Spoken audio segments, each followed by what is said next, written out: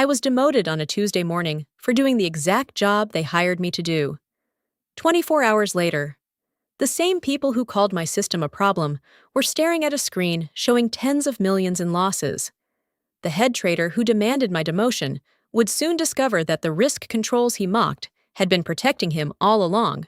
Before continuing, please take a moment to like and subscribe to the Goldfish Revenge channel, but only if you genuinely enjoy it. And let me know in the comments what time it is where you are right now. Now, let me take you back. My name is Erica Lewis, Lead Risk Infrastructure Engineer at Apex Meridian Bank. For 6 years, I built the system that quietly protected our trading floor. We called it TradeGuard. It monitored leverage, volatility, liquidity, and cross-market exposure for a desk moving nearly $18 billion a day. Most days, nobody noticed it, except when it stopped someone important. The morning everything began. TradeGuard blocked a $310 million bond trade from our head trader, Brandon Cole. The system flashed a red alert across the trading desk. Trade blocked, risk limit breach. The math was simple. The trade exceeded the bank's 4.5 leverage limit. It pushed our value at risk exposure 38% beyond policy, and the bond market was already unstable after a surprise inflation report. In other words, the trade was reckless. Brandon slammed his hand on the desk. This system is killing profitable trades. 2 hours later, we sat in the executive conference room. Brandon spoke with the calm confidence of someone who generated enormous profits. Erica's risk filter is slowing the desk down. The CEO didn't even open the risk report. If the system blocks profits, he said casually, maybe the system is the problem. 2 days later, HR sent the email. I was demoted to market reporting. Brandon gained full control of the trading desk. I packed my office quietly and paused at the door. I hope the system works the way you expect. The next morning, something small inside that system didn't happen, and no one at the bank noticed. From that point onward, the story is no longer simple. What follows is a blend of pieces of reality and some fictional elements. Perhaps you'll recognize something familiar. But if you don't find anything striking today, that's perfectly fine. Take care of yourself, take a few deep breaths, and we'll meet again in another story. For 6 years, I built TradeGuard piece by piece, usually long after the trading floor had gone quiet. The system wasn't glamorous, but it was precise. Every trade leaving our desks passed through layers of checks margin exposure, liquidity stress, volatility spikes, and cross-market leverage. If something looked dangerous, TradeGuard stopped it before the market ever saw it. At first, I was proud of what it did. In its first few years, the system blocked 127 high-risk trades that violated our internal policies. It helped reduce the bank's overall exposure by 23%, something our risk committee loved to mention in quarterly reports. During 2 separate SEC compliance audits, TradeGuard's logs became proof that our controls were real, not just words in a policy manual, but pride has a short life on a trading floor. To Brandon Cole, our star trader, risk management was just profit prevention. He had brought in nearly $420 million in profit over 4 years, which made him practically untouchable. Whenever a trade was blocked, Brandon rolled his eyes. Engineers shouldn't control traders, he liked to say in meetings. People laughed, even the executives. So when I was demoted, Brandon stood in front of the trading desk like he'd just won an argument that lasted years. Now the desk can finally move fast. He announced, I didn't argue. I packed my things and walked out. What nobody noticed was that something routine inside TradeGuard quietly disappeared that morning, and by the next trading session. The system was already working with yesterday's risk data. There was one detail about TradeGuard that almost no one in the bank understood. Not the traders, not the executives, and apparently not the people who decided I was no longer necessary. The system looked automatic from the outside, but it depended on a small routine that kept everything accurate. Every morning before the trading desks fully woke up, TradeGuard required a process called daily risk recalibration. It was simple on paper, but critical in practice. A small internal script refreshed the system's understanding of the market. It pulled updated values for the volatility index, recalculated liquidity spreads across several bond markets, adjusted margin buffers, and recalibrated stress coefficients based on overnight movement. The entire process took about 40 seconds. 40 seconds to make sure the risk engine understood the world it was about to judge. Without that update, TradeGuard still functioned. It still checked trades and ran calculations, but it did so using yesterday's market conditions. In quiet markets, that difference might not matter. In volatile ones, it could mean the difference between blocking a reckless position and approving it. For 6 years, I ran that recalibration script every morning. It was never dramatic, never discussed in meetings, never written into anyone's job description. Had once mentioned automating it, but the idea disappeared into a backlog that nobody seemed eager to revisit. So the routine became mine, until the day I was demoted. From that morning forward, the recalibration never ran. No alerts appeared. No alarms sounded. The system simply continued operating as if the world had not changed overnight. Meanwhile, Brandon Cole was preparing one of his largest trades of the quarter, a $480 million Treasury volatility position designed to capitalize on anticipated market swings. TradeGuard evaluated the order the same way it always did.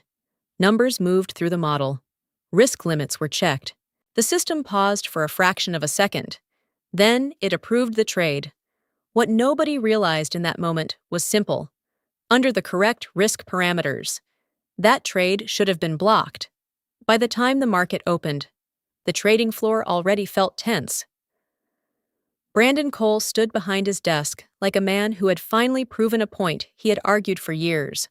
Around him, screens glowed with price movements and order confirmations.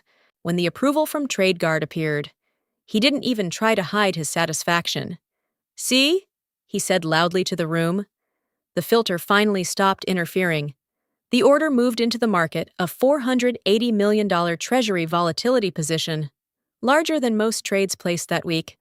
For a few minutes, nothing seemed unusual. Prices shifted within normal ranges. The traders leaned back into their chairs, watching their monitors with the casual confidence that comes from routine success. Then the inflation report dropped. At first, it was just a number scrolling across financial news feeds. Within seconds, however, the bond market reacted. Yields jumped, liquidity thinned. The volatility Brandon had expected suddenly moved in the opposite direction. Losses began appearing on the screen.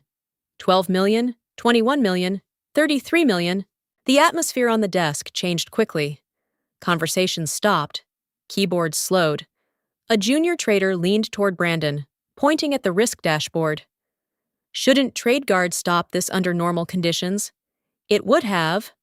The system was designed to trigger a halt when losses crossed certain thresholds. Everyone on the floor had seen it happen before, but this time the system remained silent. No warning, no automated stop. Brandon's jaw tightened, but he refused to show uncertainty. "Hold the position," he ordered. The market continued moving against us. 38 million, 41 million. Finally, the numbers stabilized at $43.7 million in losses before the desk manually unwound the position. The room fell quiet in the strange way trading floors do after a shock. No one spoke for several seconds. Across the building, the IT monitoring dashboard began flagging unusual system behavior. An engineer reviewing the logs paused at a single line of text buried among thousands of entries. One message repeated once that morning. Risk recalibration skipped. The emergency meeting began less than an hour after the trading desk closed the position. By then, the loss number had already circulated through half the building. $43.7 million has a way of moving quickly through a bank. When I heard the CEO had called an immediate meeting with trading, risk, and IT, I wasn't surprised. What surprised me was how fast panic replaced confidence. I was dialed in remotely as a reporting staff observer, which was the polite title HR had given my new role. The conference room camera showed Brandon sitting near the head of the table, arms folded, expression carefully controlled. He spoke before anyone else. The system malfunctioned. The CEO looked toward the IT director. Is that correct? Within minutes, the IT team began reviewing logs from the TradeGuard servers. Screens flickered with time-stamped events, system checks, and automated risk calculations. At first, nothing unusual appeared. TradeGuard had processed the trade exactly the way it was designed to. Finally, one engineer cleared his throat. The system didn't malfunction. He said slowly. What did it do? The CEO asked. It operated with outdated risk parameters. Another engineer expanded the log window on the screen. Buried in the morning startup sequence was a single line of text risk recalibration skipped. The room went silent. The CEO leaned forward. Who's responsible for that step? No one answered. The trading managers exchanged looks. The IT staff checked their notes. Even Brandon shifted in his chair. Suddenly less confident, after several seconds, a junior risk analyst spoke cautiously. I think Erica used to run it. The CEO frowned. Used to, the IT director began digging deeper into the system history. A new report appeared on the screen, listing execution timestamps for the recalibration process. The numbers stretched back through years of entries. One line repeated again and again. 2,182 consecutive successful runs. Then the sequence stopped. The final timestamp matched one specific date. The morning I was demoted. The phone call came the next morning, just after the market opened. I had expected it eventually, though not quite this soon. When the number appeared on my screen, I recognized the main switchboard of Apex Meridian Bank. For a moment, I simply watched it ring before answering. Erica speaking. The voice on the other end was the CEO. Only a week earlier, he had dismissed my work in a meeting without even opening the report I prepared. Now his tone sounded different, careful, almost uncertain. Erica, we may need some help. I leaned back in my chair and looked out the window before replying. The pause was deliberate. With what? The risk system? He said. TradeGuard. For a second. Neither of us spoke. I let the silence stretch just long enough to remind him of the meeting where my concerns had been ignored. I thought my system was slowing profits. I finally said, on the other end of the line. The quiet lasted several seconds. I imagined him glancing around the conference room, probably surrounded by executives who were suddenly very interested in risk controls. Yes, he said carefully. Well, circumstances have changed. That was one way to describe a $43 million trading loss. He cleared his throat. Can you fix it? The question was direct now. No arguments about trading speed. No lectures about profitability. Just a request. I can consult. I replied calmly. There was a brief hesitation before he asked the question every executive eventually asks. What would that cost? $800 per hour. I didn't rush the answer. I spoke it the same way someone might quote the price of a routine repair. On the other end. The reaction was immediate. That's fine, he said quickly. Just get the system stable. I noted the shift in language. A week ago, my system had been the problem. Now it was something that needed to be stabilized. Send me temporary access credentials, I said. I'll take a look. The call ended a moment later, for the first time since my demotion. I felt completely calm, but as I logged into the diagnostic dashboard, another notification appeared on the internal compliance channel, and suddenly it became clear that the bank's problem was much larger than a broken script. By the time I finished reviewing the system logs, the situation had already begun to escalate beyond an internal technical problem. The loss itself was serious, but the real danger came from something else entirely. The $480 million treasury trade that Brandon placed had crossed a regulatory boundary under SEC leverage rules. Positions of that size required strict internal controls. TradeGuard was designed specifically to prevent trades that exceeded those limits. In theory, the system should have blocked the order before it ever reached the market, but because the daily recalibration never ran. TradeGuard evaluated Brandon's trade using outdated market parameters. To the system, The position looked barely acceptable, under the correct numbers. However, it clearly violated internal leverage policy, which meant one thing: the trade should never have been allowed. Within hours, the bank's compliance team realized the same thing. That triggered an automatic disclosure requirement. Once a report like that reaches regulators, events move quickly by the afternoon. Word arrived that the SEC had opened a preliminary investigation into the incident inside the bank. Tension immediately turned into blame. During another emergency meeting, Brandon spoke first, his voice sharp with frustration. This whole thing happened because Erica broke the system. The room shifted toward the IT director, who had been reviewing the server logs all morning. "That's not accurate," he replied calmly. Brandon leaned forward. "The recalibration didn't run. That's her responsibility." The IT director shook his head. "She didn't break anything. Erica hasn't had system access since her demotion." That statement landed harder than anyone expected. A few people in the room exchanged looks. If I hadn't touched the system. Then the narrative Brandon was building started to fall apart. The compliance officer flipped through a printed report, scanning the timeline again. For a moment, no one spoke. Then, one of the board members, a woman who had remained quiet through most of the meeting, finally raised her head. She asked a question that changed the entire direction of the conversation. Why was she demoted in the first place? The question about my demotion changed the tone of the meeting immediately. Until that moment, the conversation had focused on the failed trade and the technical details behind it. Now the board wanted context, and context, in a bank full of data, usually meant numbers. The IT director connected his laptop to the conference room screen and pulled up the long-term TradeGuard performance logs. I watched the presentation remotely through the same meeting link they had used to call me earlier. Rows of timestamps and transaction records filled the display as he filtered the results. "Before we discuss the recalibration issue," he said, "you should understand what the system has been doing." A chart appeared on the screen summarizing 6 years of risk events. TradeGuard had blocked $3.1 billion in high-risk trades during that time.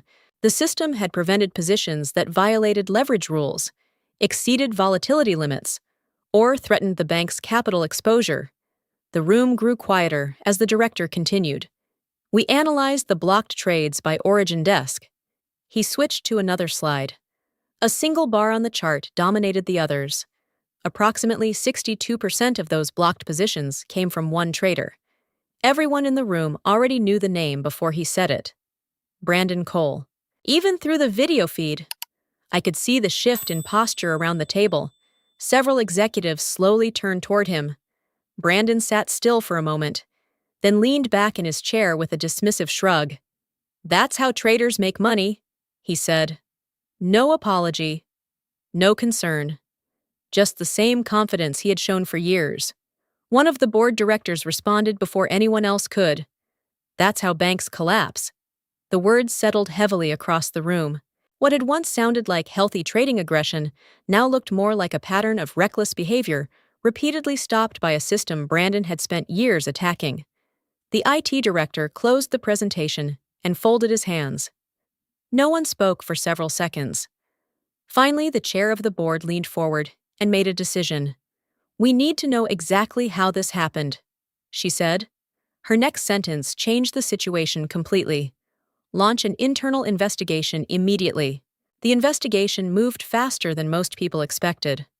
Once the board authorized it, every relevant record inside the bank became evidence emails, trading logs, risk alerts, and internal meeting transcripts.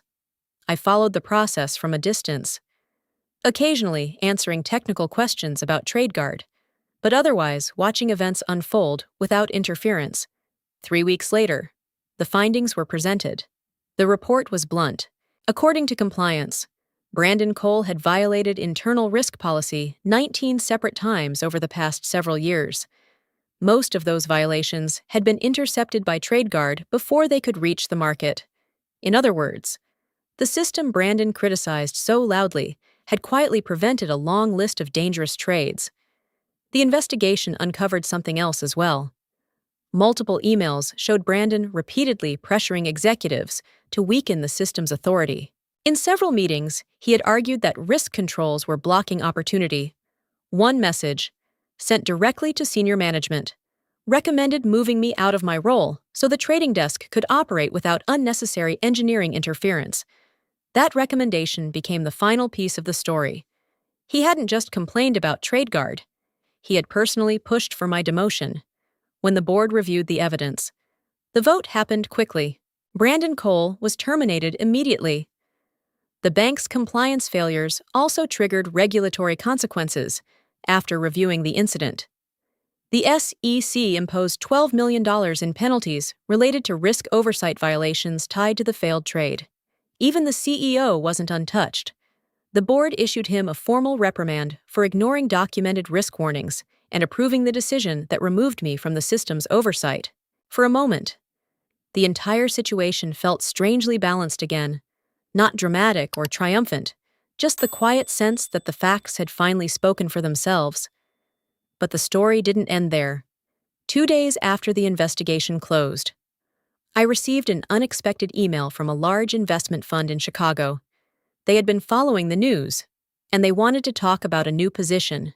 A month after the investigation ended, my life looked very different from the morning I packed my desk at Apex Meridian Bank. The investment fund in Chicago moved quickly once we began talking. Within 2 weeks, I signed a contract as Director of Risk Engineering. The role carried twice the salary I had earned before, along with a small team dedicated to building the kind of systems I had spent years defending. Ironically, one of the first business discussions involved the same bank that had demoted me. Apex Meridian still needed TradeGuard after the incident. Their compliance department refused to operate without it, but the board had made one important change. The system would no longer belong entirely to the bank. Instead, they negotiated a license agreement with my new firm. TradeGuard would continue protecting their trading desk, but now they would pay for its use every year. I wasn't present for the board meeting where that decision was finalized, but someone who attended later repeated a moment from the discussion. The CEO looked around the room and said quietly, "We demoted the only person who actually understood the system." One of the directors answered just as calmly, "And it cost us $43 million to learn that." When I heard the story later, I couldn't help smiling, not because anyone lost money, and not because someone had been fired. What stayed with me was something simpler. Sometimes justice doesn't arrive with revenge or confrontation. Sometimes it begins when you stop doing one small thing and let the consequences speak for themselves. Walking away from that office taught me something no training program ever could. Systems don't fail because of one dramatic mistake. They fail because small, invisible work is ignored until it disappears. For 6 years, I did something simple every morning. Something that kept an entire trading floor safe. Nobody noticed it until it stopped. And that experience forced me to ask a difficult question when the work you do quietly protects others. Do you fight to prove your value? Or do you step back and let reality reveal it on its own? I sometimes wonder what you would do in that situation. Would you argue louder? Would you stay silent like I did? There isn't one perfect answer. But there is something powerful about understanding the value of your own work, even when others overlook it. I'm curious where you're listening from today. What country or city are you in? And what's the temperature where you live right now? Write it in the comments, I read them all. And if this story made you think, even for a moment, consider subscribing, leaving a like, or sharing the video. Those simple actions help stories like this reach people who may be going through something similar. Your support might be the reason someone else realizes their work matters too. This story was fully created and produced by our team. We do not copy or borrow content from any other channel. Thank you for staying with us and listening until the end.